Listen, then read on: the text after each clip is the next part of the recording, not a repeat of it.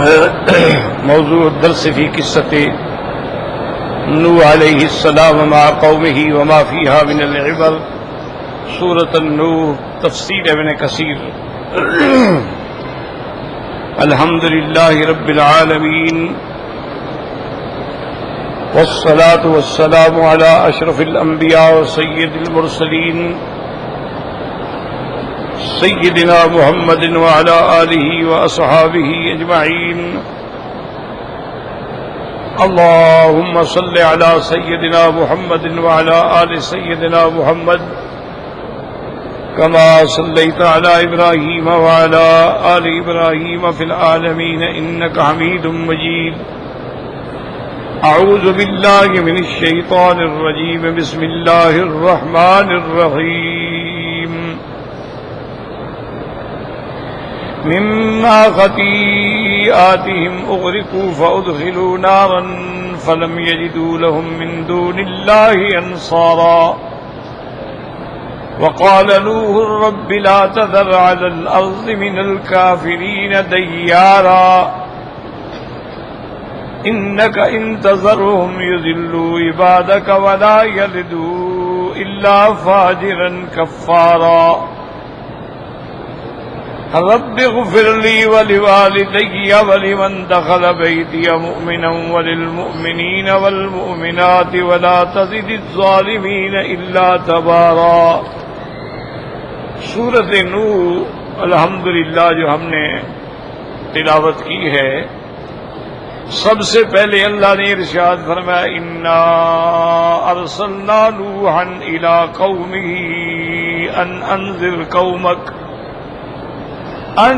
انذر قومك من قبل ان يأتيهم عذاب علیم.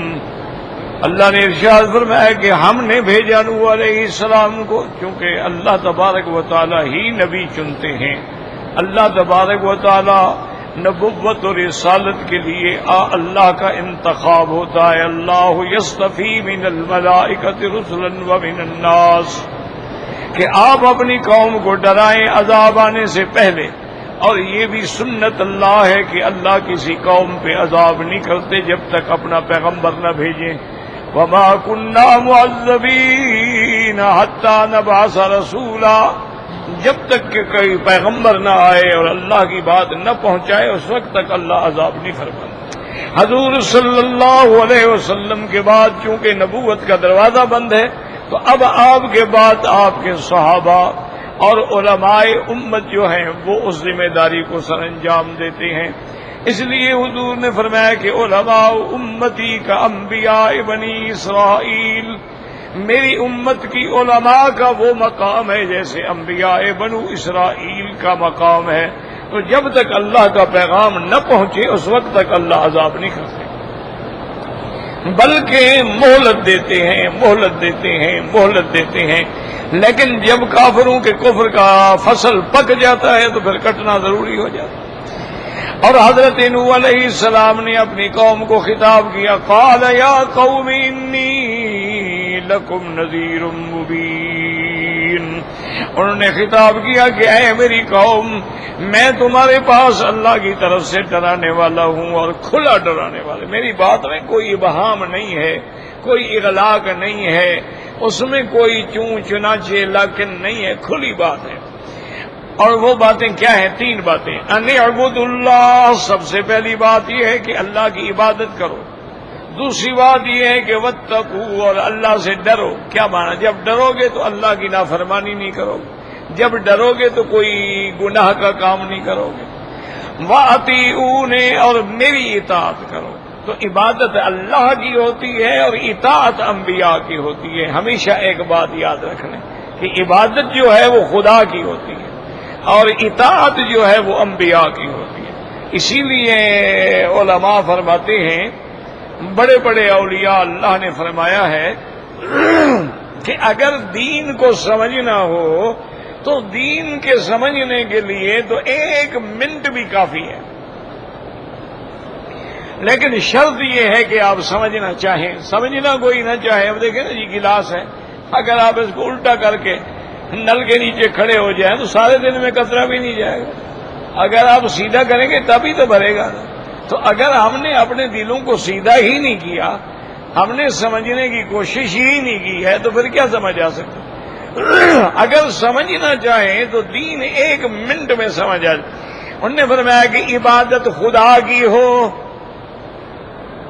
اطاعت محمد مصطفیٰ کی ہو، اور خدمت اللہ کی مخلوق کی ہو. بس یہ دین ہے، اسی کا نام دین ہے کہ عبادت اللہ کی ہو اور اطاعت محمد مصطفیٰ کی صلی اللہ علیہ وسلم، اور اللہ کی مخلوق کی خدمت ہو.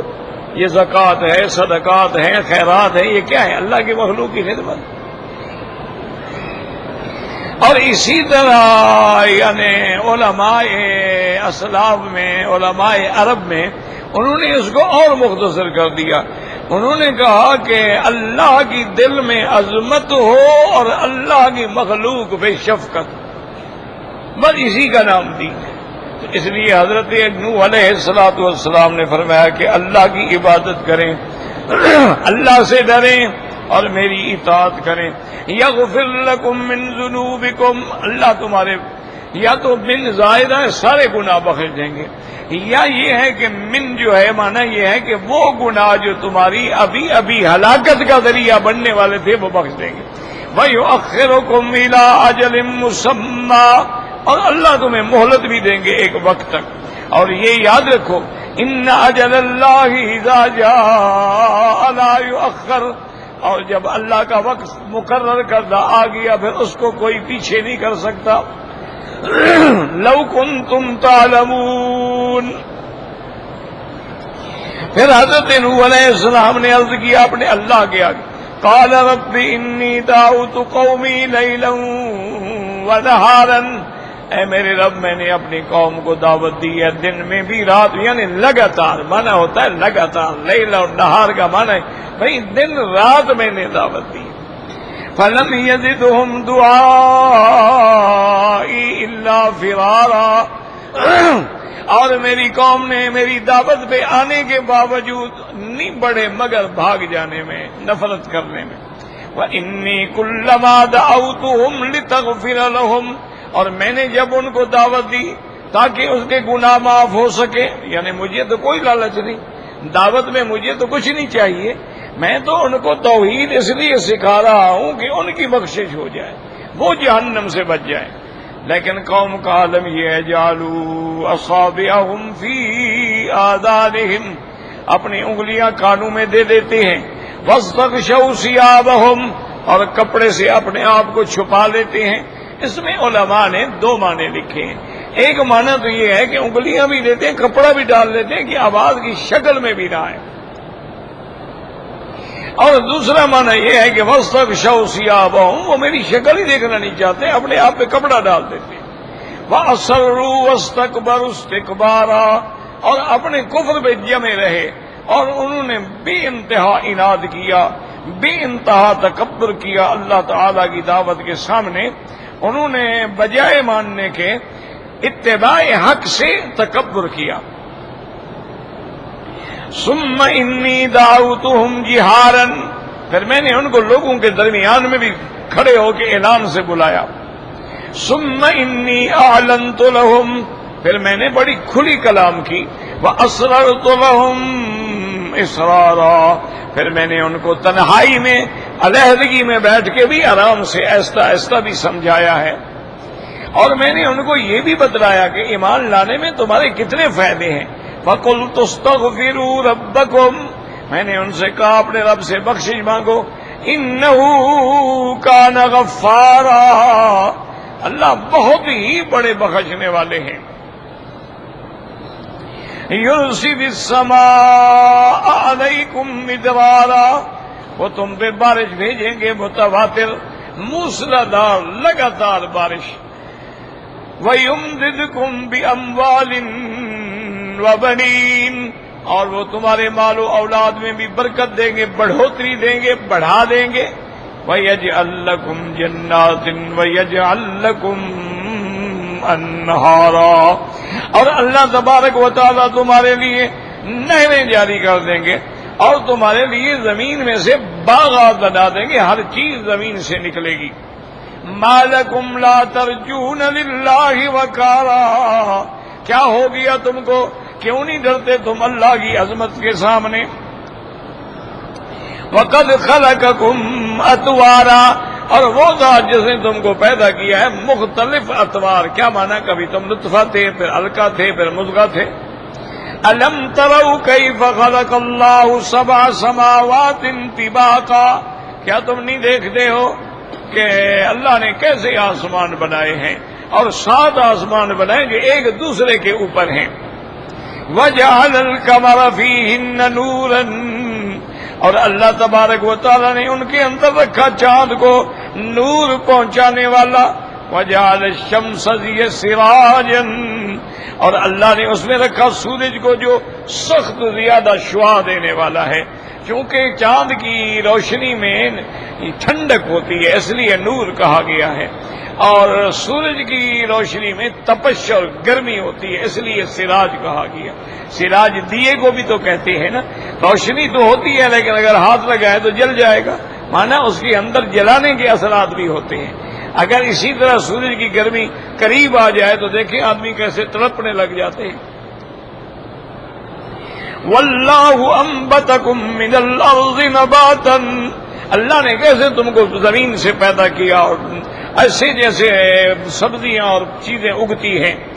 ثم یعیدکم فیہا، پھر اسی زمین میں تمہیں لوٹائیں گے۔ ویخرجکم اخراجا، پھر ایک وقت مقرر جب آئے گا تمہیں دوبارہ نکالیں گے۔ واللہ جعل لکم الارض بساطا لتسلکوا منہا سبلا فجاجا، اللہ نے تمہارے لیے زمین کو بچھا دیا ہے اور اس میں پہاڑ جما دیے ہیں اور اس میں راستے بنا دیے ہیں تاکہ تم ان راستوں میں چل سکو اور اللہ کا رزق جو ہے وہ حاصل کر سکو۔ قال نوح رب انہم عصونی واتبعوا من لم يزده ماله وولده الا خسارا۔ حضرت نوح علیہ السلام نے عرض کیا کہ میرے رب، میں نے جتنی دعوت دی انہوں نے نافرمانی کی، اور انہوں نے اتباع کس کی مال و اولاد کی جو کوئی نفع دینے والی بھی نہیں، کچھ بھی فائدہ دینے والی نہیں۔ وَمَكَرُوا مَكْرًا كُبَّارًا، اور انہوں نے بہت بڑا مکر کیا، اپنے ساتھ والوں کو بھی، ماننے والوں کو بھی دھوکے میں رکھا، ان کو بھی دھوکے میں ڈالا، ان کو بھی اللہ کی دین سے روکا اور ان کو بھی یہ ہدایت کی۔ وَقَالُوا لَا تَذَرُنَّ آلِهَتَكُمْ، کہ تم اپنے خداؤں کو نہ چھوڑو، اپنے باپ دادے کے دین کو نہ چھوڑو۔ وَدًّا وَلَا سُوَاءً وَلَا يَغُوثَ وَيَعُوقَ وَنَسْرًا، تم ود اور اس کے بعد سوا، یغوث، یعوق، نصر، یہ ان آلہہ کے نام تھے جن کو انہوں نے خدا بنایا ہوا تھا۔ اصل میں یہ کون تھے؟ یہ تو حضرت ادریس علیہ السلام کی اولاد میں تھے، رجال صالحین تھے، اللہ والے لوگ تھے۔ جب فوت ہو گئے تو انہوں نے مجسمے بنا کے عبادت شروع کر دی۔ وَقَدْ أَضَلُّوا كَثِيرًا وَلَا تَزِدِ الظَّالِمِينَ إِلَّا ضَلَالًا، اور اسی بت پرستی نے بہت لوگوں کو گمراہ کیا، اور وَلَا تَزِدِ الظَّالِمِينَ إِلَّا ضَلَالًا، اور نہیں بڑا کافروں کو ما سوا کفر و عناد کے۔ جیسے کہ اللہ تبارک و تعالیٰ کے پیغمبر نے موسیٰ علیہ السلام نے بھی دعا مانگی تھی، نوح علیہ السلام نے بھی دعا مانگی۔ اب اس کے بعد فرماتی ہیں کہ مما خطیئاتہم اغرقوا فادخلوا نارا۔ اب نتیجہ ہے اس سارے واقعے کا، یاد رکھو کہ اللہ نے ان کو ان کے خطایا، ان کی نافرمانی، ان کے عصیان، ان کے شرک اور ان کے کفر پر سزا یہ دی کہ پوری نوح علیہ السلام کی قوم جو ہے وہ غرق ہو۔ دوسری جگہ اللہ نے تفصیل سے قصہ بیان فرمایا ہے۔ اللہ نے نوح علیہ السلام کو حکم دیا کہ تم کشتی تیار کرو، تو حضرت نوح علیہ السلام نے عرض کیا کہ یا اللہ، میں نے تو کبھی کشتی نہیں بنائی، تو اللہ نے فرمایا کہ ہم تمہیں سکھا دیں گے وَصْنَعِ الْفُلْكَ بِأَعْيُنِنَا وَوَحْيِنَا. اللہ نے جبریل علیہ السلام کو بھیجا، انہوں نے تعلیم دی. اسی لیے علماء فرماتے ہیں کہ یہ لکڑی یعنی درخان کا کام جو ہے سب سے پہلے حضرت نوح علیہ السلام نے کیا. اور اسی سے ہمیں یہ بھی مسئلہ ملتا ہے کہ کسی کے پیشے کے اوپر اعتراض نہ کیا کرو کہ جی یہ درخان ہے، یہ لوہار ہے، یہ موچی ہے، یہ پاولی ہے. نہیں، یہ تمام پیشے جو ہیں انبیاء نے اپنائے ہیں. لکڑی کا کام حضرت نوح علیہ السلام نے کیا ہے، اور لوہے کی زرہ بنانے کا کام حضرت داؤد علیہ السلام نے کیا ہے. اور سیدنا محمد الرسول اللہ صلی اللہ علیہ وسلم کپڑا پھٹ جاتا خود ٹانکا لگا لیتے. آپ کی جوتی مبارک ٹوٹ جاتی تو اس کو بھی خود ٹانکا لگاتے تھے، تاکہ دنیا میں سمجھ آ جائے کہ پیشے میں کوئی توہین نہیں ہوتی. پیشہ تو پیشہ ہے، ایک کام ہے، اور نہ نسب میں کوئی بڑھوتری ہوتی ہے. اللہ کے ہاتھ اس کا مقام ہے جو سب سے زیادہ متقی اور پرہیزگار.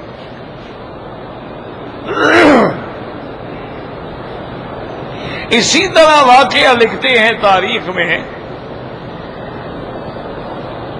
کہ صلاح الدین کا زمانہ تھا. انہوں نے بہت بڑا جہاد کیا ہے عیسائیت کے خلاف، کفر کے خلاف، ہندو ازم کے خلاف. تو حضرت نے ایک ہندوؤں کا بہت بڑا مضبوط گڑھ تھا، بڑے بڑے قلعے تھے ان کے، اور وہ جگہ بھی اس قسم کی تھی کہ کسی طرف سے پہاڑ تھے اور کسی طرف سے دریا آ رہا تھا. اس قلعے پر بڑی منجنیکوں سے پتھروں کی بارش کی گئی، لیکن وہ دیواریں اتنی مضبوط تھیں کہ ان کو کچھ بھی نہیں ہوتا.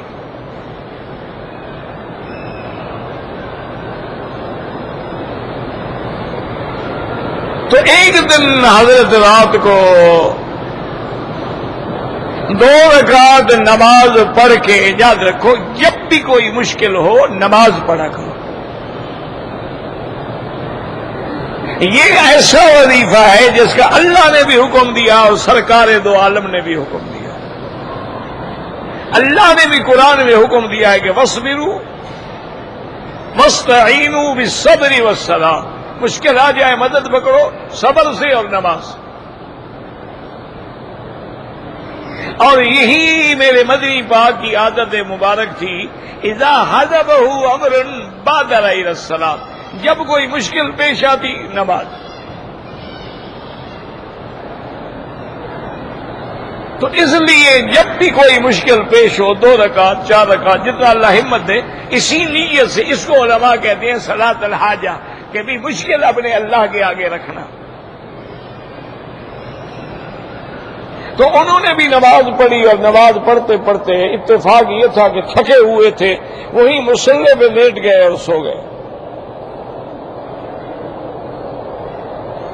خواب میں انہوں نے دیکھا ایک بزرگ ملتے ہیں. انہوں نے کہا کہ کیا بات ہے صلاح الدین؟ انہوں نے کہا جی یہ کفر کا ایک بہت بڑا گڑھ ہے، بڑا قلعہ ہے، فتح نہیں ہو رہا. اتنا مدت ہو گئی ہے محاصرے کو، اور ہمیں پیچھے سے کسی کمک آنے کی بھی امید نہیں ہے. اور اب ہمارے پاس جو اسباب رسد ہیں وہ بھی کم ہوتے جا رہے ہیں. تو اس بزرگ ہنس پڑے، کہنے لگے صلاح الدین ایسا کرو کہ کل فلاں بستی ہے یہاں سے، جہاں تم نے فوجیں ڈالی ہیں نا، اس سے تھوڑا دور بستی ہے، وہاں ایک آدمی جانا، درخت کے نیچے بیٹھ کے جوتی کو ٹانکا لگا رہا ہوگا، اس کو کہو دعا کرے دوبارہ.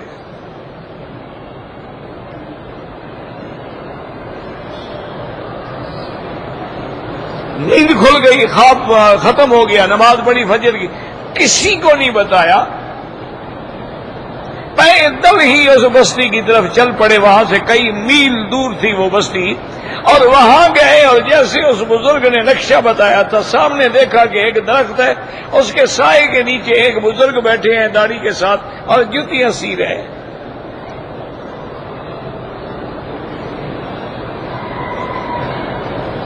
جا کے سلام کیا.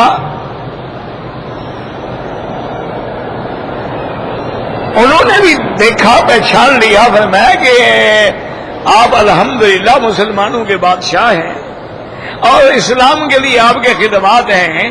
آپ حضرت مجھے فرما دیتے میں آ جاتا, آپ کیسے تشریف لے آئے, کیوں تکلیف کیوں؟ نے فرمایا حضرت جس کو غرض ہوتی ہے وہی آتا ہے.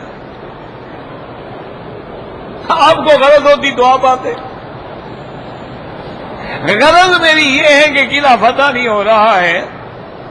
تو انہوں نے آسمان کی طرف دیکھا اور کہا اللہ میاں میری داڑھی کو رسوا نہ کرنا, صلاح الدین کو فتح نصیب کر دے.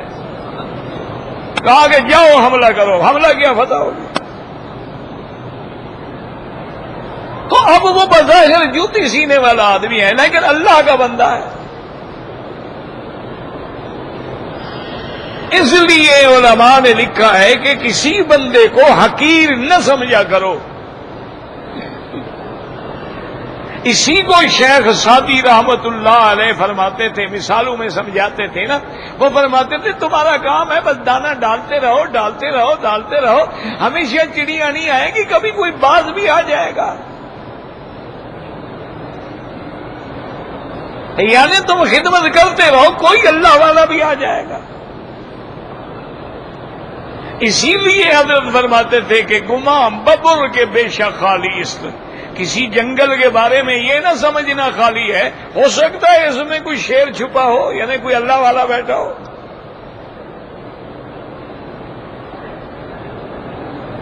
اس طرح کے کئی واقعات گزرے ہیں. اورنگزیب عالمگیر رحمت اللہ علیہ جو اسلام کے بڑے مانے ہوئے بادشاہ گزرے ہیں اور جن کو علم سے بھی بے انتہا شغف تھا اور جن کی محنتوں سے فتح و عالمگیری تیار ہوا, جو آج بھی پوری دنیا کے اندر ایک دین کی مستند دستاویزات میں سے.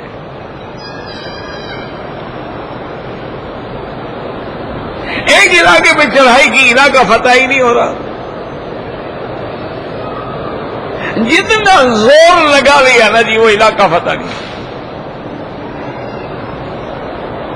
ایک آدمی نے آگے کہا, اس نے کہا کہ آپ کا کام نہیں ہوگا, فلاں جگہ پر ایک فقیر بیٹھا ہے اس کے پاس جاؤ. اللہ اپنے بندوں کو پھر اس طرح عزت بھی تو دیتے ہیں نا, اپنے بندوں کی شان اونچی کرنے کے ذرائع بھی پیدا فرما دیتے ہیں. ان کی خدمت میں آئے, بیٹھے رہے, درخواست کی, سنایا, تکلیف بتلائی, پریشانی بتلائی. وہ اٹھے, ایسے ایک ان کی گودڑی سی رکھی ہوئی تھی, گودڑی کندھے پہ ڈالی, کہنے لگے اچھا جی ٹھیک ہے پھر ہم جا رہے ہیں.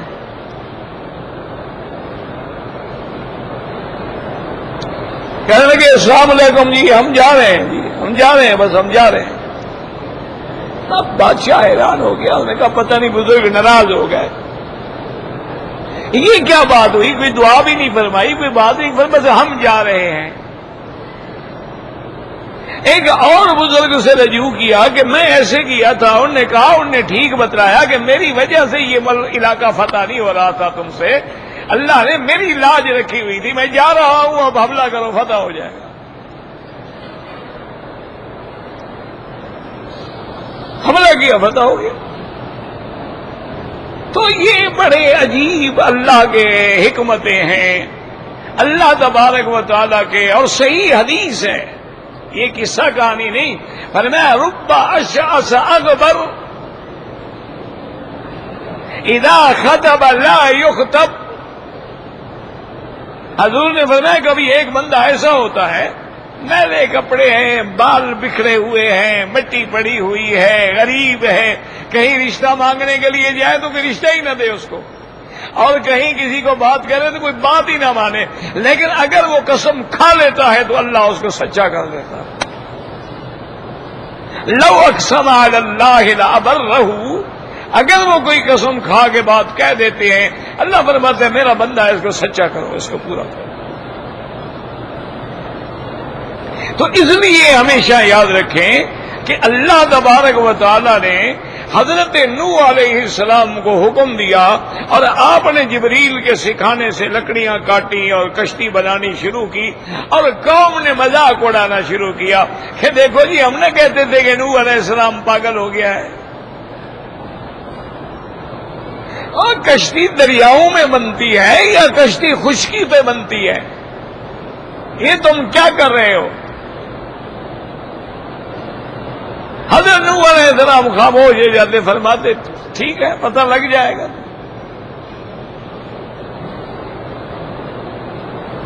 اب کشتی تیار ہو گئی تو حضرت نوح علیہ السلام نے اللہ سے درخواست کی کہ یا اللہ میرا ایمان ہے، آپ کا فرمان حق ہے، طوفان آئے گا، لیکن کوئی پتہ بھی تو ہو نا ہمیں کہ طوفان کب آ رہا ہے۔ اللہ نے فرمایا کہ نوح علیہ السلام طوفان کی علامت یہ ہے کہ جب تنور سے پانی نکلنا ابھرنا، ایسے پانی چشمہ ابلنا شروع ہو جائے، سمجھو کہ طوفان آنے والا ہے، جلدی سے اپنی سواریاں بھی اور بندے بھی اور ایمان سب کشتی میں سوار کر دو۔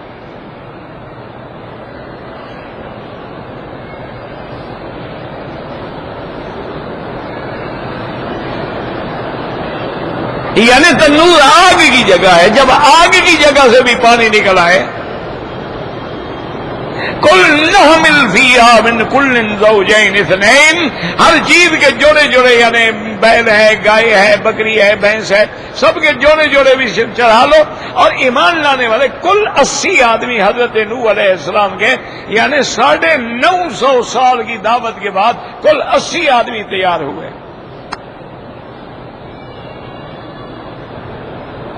آج کل ہمارے بعض ساتھی گھبرا جاتے ہیں نا جی، اور جی اس علاقے میں 10 سال سے کام کر رہا ہوں، ابھی تک تو 10-15 آدمی موحد بنے، اور اللہ کے نبی نے تو 950 سال کام کیا ہے۔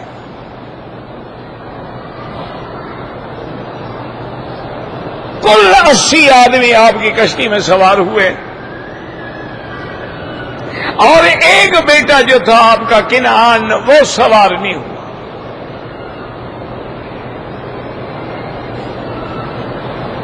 اللہ تبارک و تعالیٰ کے قہر کا شکار ہوا، وہ بھی غرق ہو گیا، اور پوری قوم۔ اس لیے علماء نے لکھا ہے کہ روئے زمین پر اس وقت صرف یہی لوگ تھے، جب وہ غرق ہو گئے تو گویا ساری زمین کی آبادی غرق ہو گئی، اور تو تھا کوئی نہیں نا۔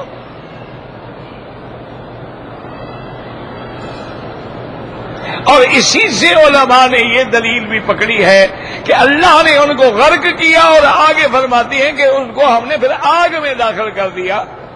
معنی یہ ہے کہ اب وہ عذاب برزخ میں مبتلا ہو گئے،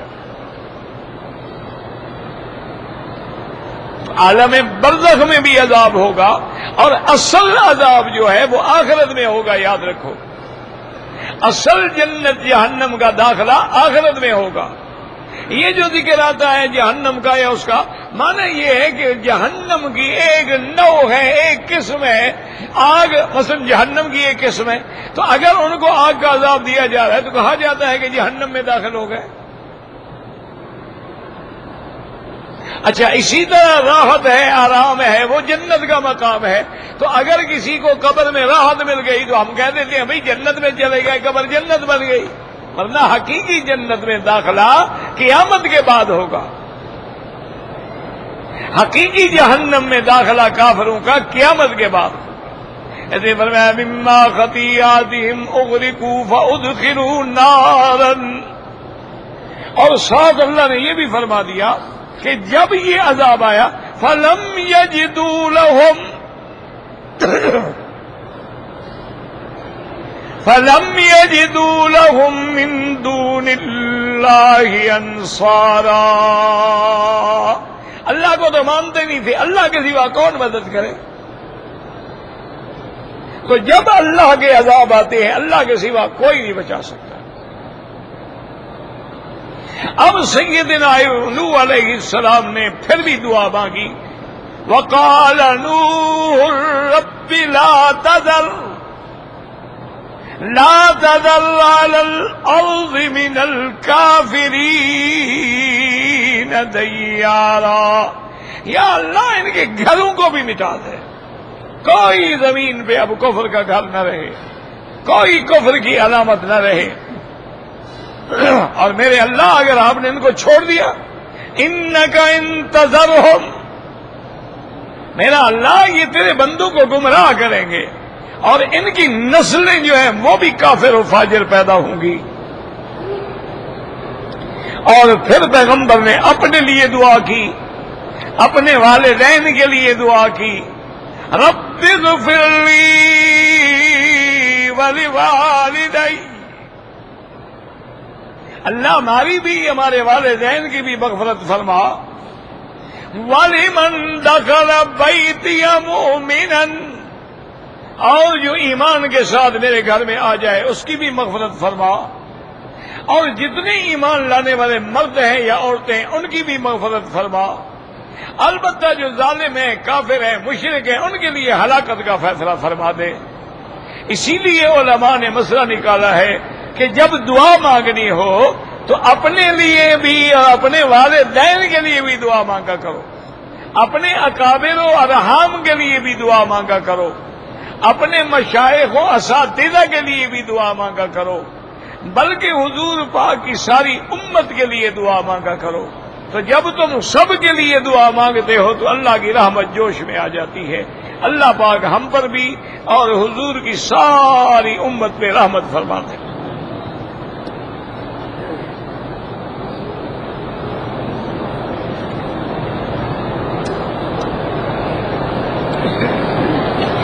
بالکل مسلمانوں پر جہاد فرض ہے، لیکن میرے بھائی، میرے عزیز، میرے محترم، جہاد کے لیے زبانی کلامی نعرے اور جوش کافی نہیں ہوتا، جہاد کے لیے شرطیں ہوتی۔ جہاد کے لیے سب سے پہلی شرط تو یہ ہوتی ہے کہ جو امیر المؤمنین ہو، امیر المسلمین ہو، خلیفۃ المسلمین ہو، مسلمانوں کا بادشاہ ہو، وہ اعلان جہاد کرے۔ اور دوسری شرط یہ ہوتی ہے کہ جس قوم کے خلاف آپ لڑنا چاہتے ہیں ان کے مطابق آپ اپنی طاقت اور قوت بھی پیدا کریں۔ ہاں، یہ الگ بات ہے کہ بھئی ان کی قوت اگر 10 گنا ہے تو ہماری 1 گنا تو ہونا۔ اب دیکھیں نا کہ دنیا کے اندر ایٹم آ گیا، میزائل آ گیا، اب اگر ہم تلواریں اور کلہاڑیاں اور ڈنڈے لے کے نکل پڑیں تو پھر تو جہاد نہیں ہوگا نا جی۔ یہ تو اللہ نے قرآن میں ساتھ یہ بھی بتلا دیا ہے کہ اپنے آپ کو خود تو ہلاکت میں نہ ڈالو۔ جہاد بالکل ہے اور قیامت تک ہے۔ اور اگر کوئی کافر کسی اسلامی ملک پہ حملہ کرے تو سب پر جہاد فرض ہوتا ہے۔ اگر کسی دوسرے ملک میں ہے تو جو اس کے قریبی ملک ہے اس پر فرض ہوتا ہے، لیکن اس کے لیے ہر حال میں وَأَعِدُّوا لَهُم مَّا اسْتَطَعْتُم مِّن قُوَّةٍ وَمِن رِّبَاطِ الْخَيْلِ، 13 سال تک ظلم و ستم برداشت کیے ہیں میرے آقا نے، لیکن اللہ نے جہاد کی اجازت دی تھی۔ حضور پاک جب مدینہ منورہ پہنچ گئے، اسلام کو قرار ملا، استقرار ملا، استقامت ملی، سب سے پہلا غزوہ جو ہے وہ غزوہ بدر ہوا۔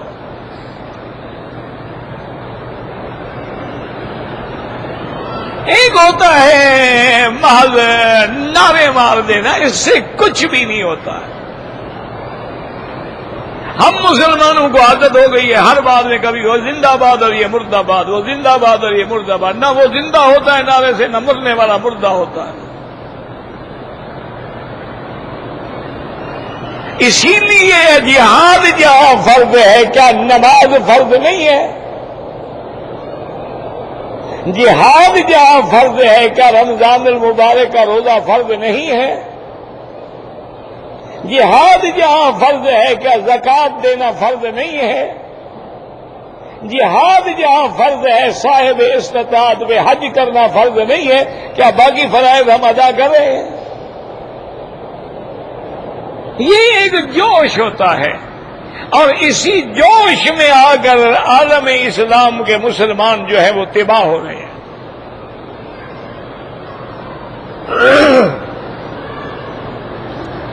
آج ہماری حالت یہ ہے کہ ہم جو ہیں ایک یعنی ببسی کی پانی جو ہے ببسی کا کولا ہے، ببسی ہے، سب کوئی اور پانی ہے، ان کے مقابلے میں ہم آج تک ایک بوتل بھی نہیں بنا سکے۔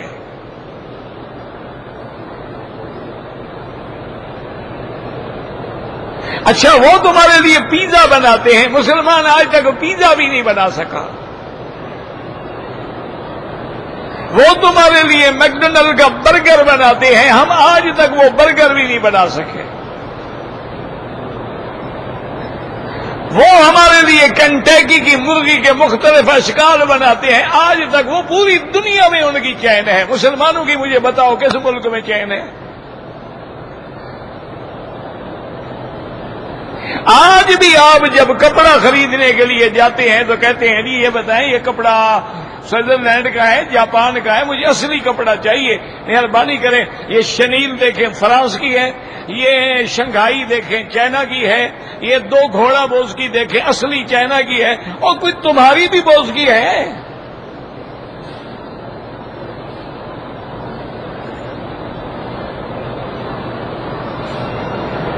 میری باتیں آپ کو ضرور بری لگیں گی کیونکہ ہر سچی بات بری لگتی ہے، اور میں بھی اندھا جوش دلا ہاں جی تگڑے ہو جاؤ، کھڑے ہو جاؤ، لوگوں کے بچے مر جائیں۔ ہم آج تک کوئی مولوی مرا ہے اگلے مورچے میں؟ نہ ایمان سے کون لا کے گھر میں کھڑے ہو، مثال تو مجھے بتلاؤ۔ ہاں ہمارے علماء مظلوم شہید کر دیے گئے، چن چن کے دشمن ان کو مروا رہا ہے، آپ نے ان کا بدلہ لے لیا؟ آج تک آپ نے ان کے قاتل تلاش کر لیے؟ اور کافروں کا تو ایک کتا بھی مر جائے تو وہ انتقام لیتے ہیں، وہ بدلہ لیتے ہیں۔ ہمارا وہاں اسلام کہاں چلا جاتا ہے کہ بے گناہ علماء، مظلوم علماء جن کا کسی سیاست سے بھی کوئی تعلق نہیں ہے، ان کو بلا گناہ بلا وجہ شہید کیا گیا۔ آج تک ہم ان کا قاتل بھی نہیں پکڑ سکتے۔ اچھا، اور جن کو قاتلوں کا پتہ ہے وہ زبان سے کہہ نہیں سکتے، کہیں تو وہ شام کو خود قتل ہوتے ہیں، پتہ ہے لوگوں کو۔ تو میرا بھائی یہ جذبات کی باتیں ہیں، آج کل ضرورت ہے، یاد رکھو اگر تم نے ترقی کرنی ہے اور کفر کا مقابلہ کرنا ہے تو علم حاصل کرو۔ آج ٹیکنالوجی کا زمانہ ہے، وہ ایک ٹیلی فون سے تیری سارے اندر باہر کے احوال معلوم کر دیتے ہیں، تم کیا کر سکتے ہو؟ ایک ٹیلی فون جب کرتے ہیں ان کو پتہ لگ جاتا ہے کس جگہ سے ہو رہا ہے۔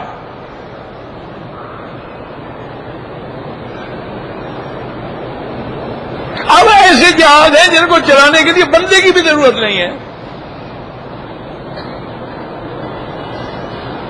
ایسی آبدوزیں ہیں جو سمندر کی تہ میں ڈوب کے جا کے اپنے دشمن پہ حملہ کرتی ہیں۔ ایسی چیزیں انہوں نے بنا لی ہیں، بحری جہاز ہیں جن پہ 200 جہاز کھڑا ہے اور رن وے ہے، اسی سے اڑتا ہے اسی پہ اترتا ہے۔ ہم لوگوں نے بھی آج تک کوئی گدا گاڑی ہی بنائی ہے، اس کا بھی کبھی پہیا ٹوٹ جاتا ہے، کبھی اگلا سگنل ٹوٹ جاتا ہے، اور لڑیں گے جناب، کس بات سے لڑو گے جناب؟ آج بھی اگر تم نے لڑنا ہے، کفر کا مقابلہ کرنا ہے، تمام مسلمان متحد ہو کر کفار کی چیزیں خریدنا چھوڑ دو، یہی کافی ہے۔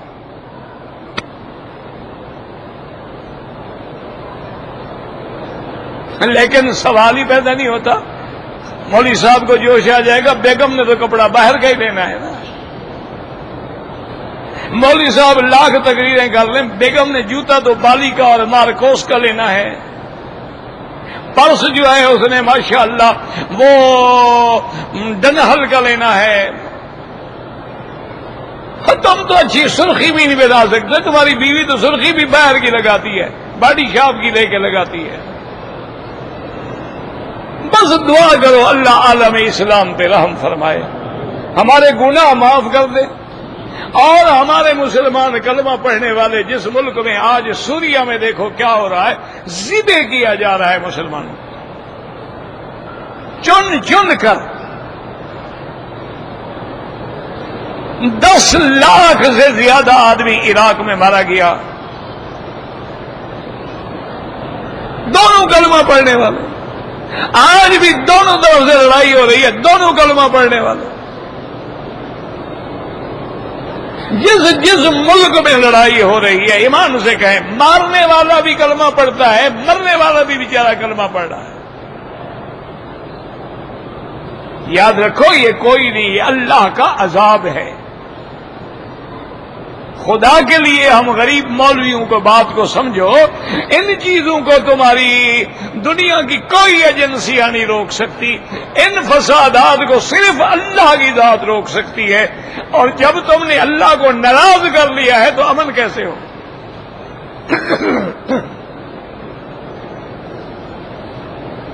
آج تم اپنے ملک میں فریانی چھوڑ دو، فحاشی چھوڑ دو، اپنے چینل پہ اریاں عورتوں کو دکھلانا بند کر دو، ہر محلے کو بند کرو کہ مسجدوں میں جماعت سے نمازیں ادا کریں، اور اجتماعی طور پر میدانوں میں، عیدگاہوں میں، مدرسوں میں کھلے گر جائیں اللہ کے دروازے پہ، 2 رکعت توبہ پڑھ کے اللہ سے معافی مانگیں۔ دیکھیں امن ہوتا ہے کہ نہیں ہوتا ہے؟ ہمارا تو حال یہ ہے کہ مولوی اور مؤذن بھی اکٹھے نہیں ہیں۔ مولوی سے پوچھو نا جناب یہ مؤذن، چھوڑو حضرت بس کیا کریں، کمیٹی نے رکھا ہوا ہے، بڑا گندا آدمی ہے۔ اور مؤذن صاحب سے پوچھے یار امام صاحب کا کیا رہنے کا، چھوڑو حضرت اندر جا کے جو کچھ کرتا ہے اس کا تو ہمیں پتا ہے نا۔ تم تو ایک مسجد کے مولوی مؤذن کی بھی سلو نہیں کرا سکتے ہو۔ ایک گھر میں 4 بھائی ہیں، میاں بیوی ہیں، بھائی بہن ہیں، ان کا جھگڑا ہے۔ تو یہ اصل میں اللہ کا عذاب ہے، اور اللہ کا عذاب نہیں ٹلے گا جب تک اللہ کو راضی نہیں کرے۔ اور اللہ کا راضی کرنا کوئی مشکل نہیں، کوئی دولت نہیں، کوئی اسلحہ نہیں، صرف اللہ کے آگے گر جاؤ گے مولا ہم عاجز ہیں، ہم بے بس ہیں، ہم کچھ نہیں کر سکتے، ہمیں معافی عطا فرما دو۔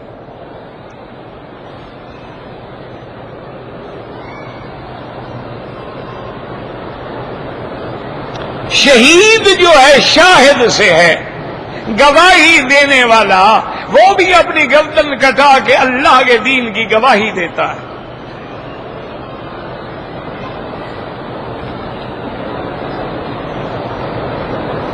کہتے جی کہ منصور حلاج کو کیوں پھانسی دی گئی، مجھے تو پتہ نہیں، نہ میں وہاں تھا، نہ مجھے پتا ہے۔ کہتے ہیں کہ اس نے ان الحق کہا تھا، اگر تھا تو شریعت میں ظاہری طور پر تو کفر ہے، حقیقت کیا ہے اللہ عالم۔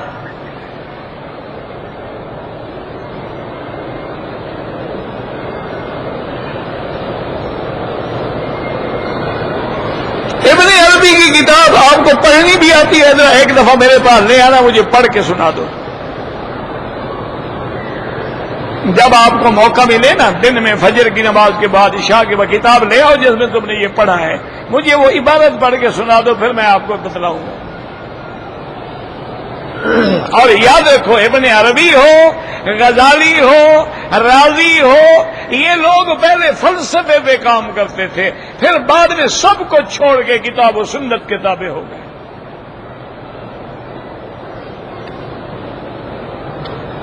برما میں مسلمانوں پہ ظلم ہو رہا ہے، بالکل ظلم ہو رہا ہے، ساتھ کے مسلمان ان کی مدد کریں۔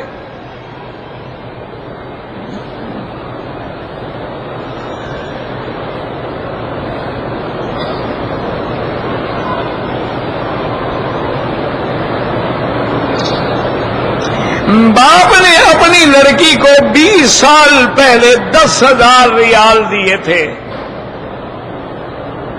لڑکی نے 10,000 ریال ادا نہیں کر سکا، اب وہ کیا کرے؟ جو لیا تھا وہی ادا کرے گی۔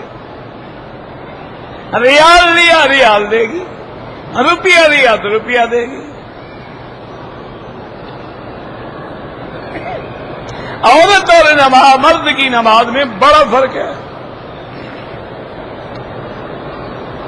کھاد وغیرہ جو ادھار پہ بکتی ہے وہ جائز ہے، لیکن کوشش کرو کہ یہ کام بھی نہ کرو، کیونکہ بعض علماء فرماتے ہیں اس میں بھی سود کا شبہ ہے، فتویٰ اس کے جائز ہونے کا ہے۔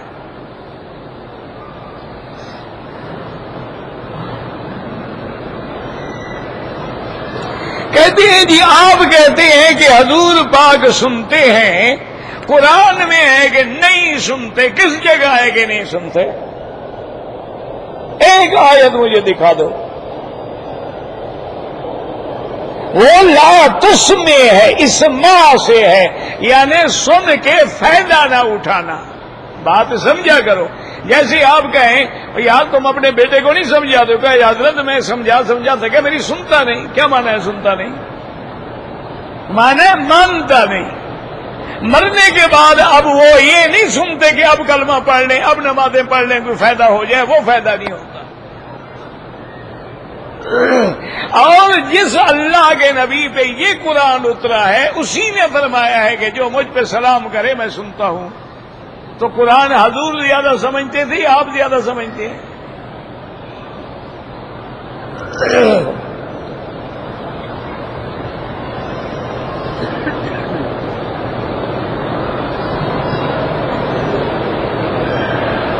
آپ صلی اللہ علیہ وسلم پتہ نہیں کیا لکھا ہے آپ نے مدنی پاک، یہ تو الفاظ ہے مختلف زبانوں کے۔ زندہ بندے کے لیے کوئی طواف نہیں، اپنے لیے کرو، ان کے لیے دعا کرو۔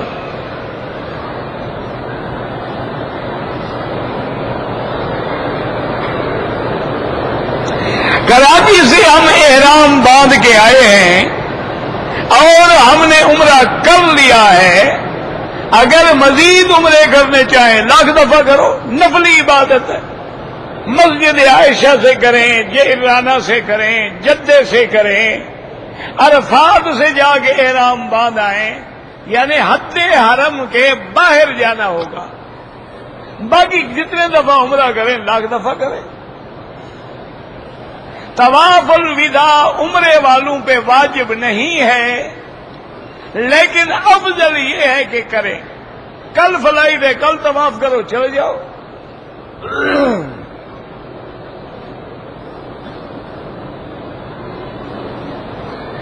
میں ورک ویزے پہ آیا ہوں، میں دوست کے گھر جدے گیا، پھر مجھے میڈیکل کرانے کے لیے آنا جانا پڑا، کوئی حرج نہیں، احرام نہیں باندھا، کوئی جرمانہ نہیں۔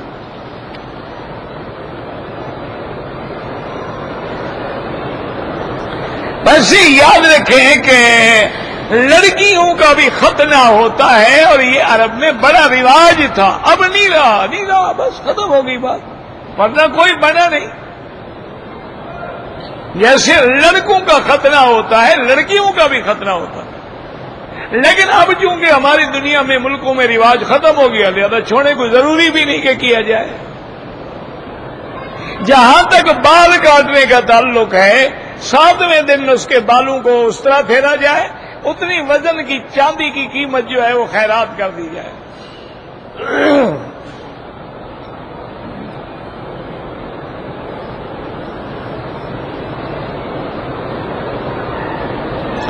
جس نے رمضان میں عمرہ کیا وہ حج نہیں کر سکتا، یہ کس جاہل نے تمہیں کہا ہے؟ حج کا رمضان کے عمرے سے کیا تعلق ہے؟ 1,00,000 دفعہ رمضان میں عمرے کریں، 1,00,000 دفعہ حج کریں۔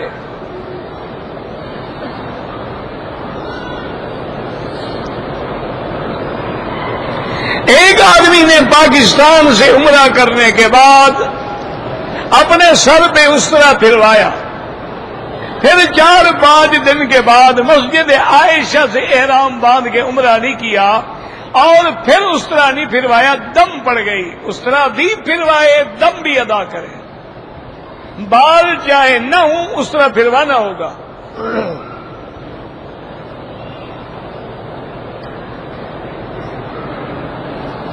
شب برات کے بارے میں کئی دفعہ عرض ہو چکا ہے،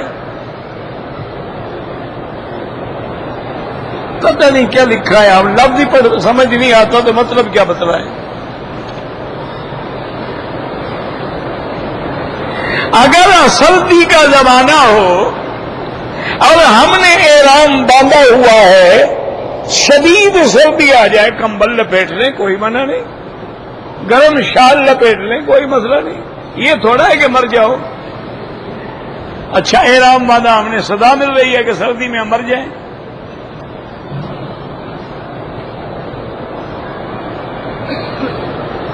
عمرے کے بعد میں نے مشین سے گنجا ہوا، مشین پھروایا، سارے سر پہ ٹھیک ہو گیا۔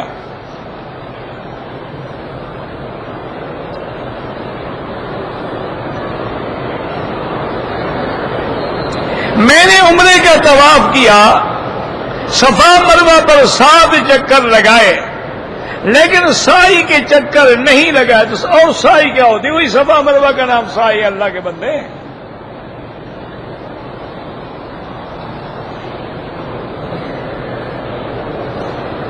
اگر کسی نے بال نہیں کٹوائے اور احرام کھول دیا، بال بھی کٹوائے اور دم بھی ادا کرے،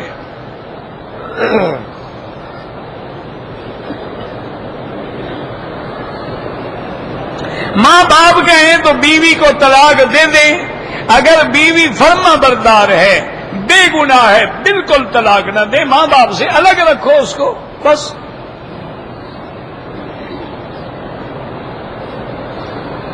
میں نے ماں باپ کے کہنے پر پہلی بیوی کو طلاق دے دی، اب دوسری کے ساتھ بھی یہی مطلب، وہ ہمیشہ کہتے رہیں گے، آپ طلاقیں دیتے رہیں گے، اس کو الگ رکھو، ماں باپ کی خدمت تم کرو۔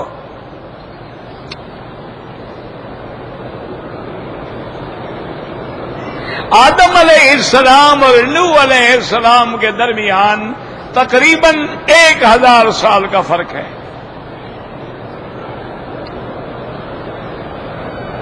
اگر بچوں کی شادیاں رشتہ داروں میں نہ کریں کوئی حرج نہیں، کوئی منع نہیں۔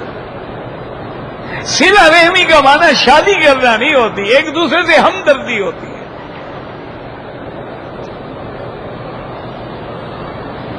حضور پاک نے اپنے رشتے جو کیے ہیں، حضرت عثمان حضور کے رشتہ دار تو نہیں تھے، حضرت علی رشتہ دار تھے۔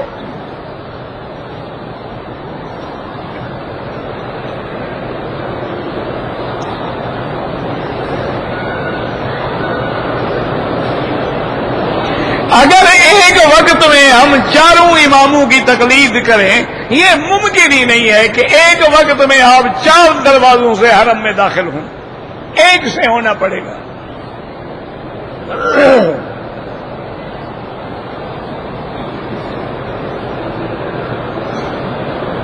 مسافر ہے، مکے میں ہے یا مدینے پاک میں، قصر کرے گا۔ مہندی لگانا داڑھی میں بالکل سنت ہے،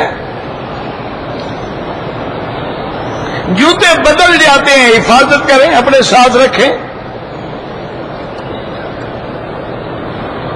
میں نے احرام کے بعد صفا مروہ دوڑنے کے بعد اپنی بیوی کے بال کاٹے، کوئی بات نہیں، بالکل ٹھیک ہے۔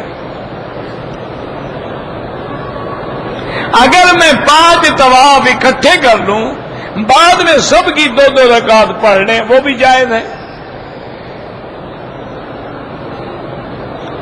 اگر عورت احرام کی حالت میں ٹیشو پیپر لگائے، کوئی حرج نہیں، خوشبو والا نہ ہو۔ اگر محرم خود حلال ہو گیا، دوسرے کے سر پہ اس طرح پھیرے، بالکل ٹھیک ہے، کوئی مسئلہ ہی نہیں۔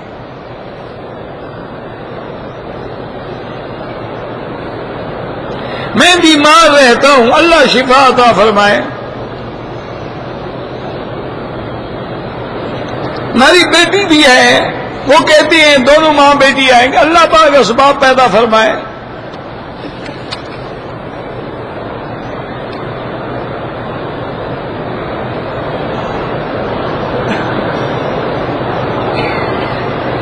اگر ایک آدمی کو آپ نے 2800 ریال دیے ہیں کہ بھئی اس کو چینج کرا کے لے آؤ، اس کو لوگوں نے پکڑ لیا اور پیسے چھین لیے، تو بہرحال آپ کے وہ ذمہ دار نہیں ہے شرعاً، کیونکہ یہ قرضہ تو نہیں تھا نا، امانت تھی اس کے پاس، اور واقعتاً لٹ گیا۔ یہ نہ ہو کہ بہانہ بنا رہا ہو، اس کا اپنا تو پیسہ ایک نہ گیا ہو، صرف 2800 ریال گئے ہیں، تو پھر مانا ہے کہ جھوٹ بولتا ہے، پھر تو اس سے وصول کرو۔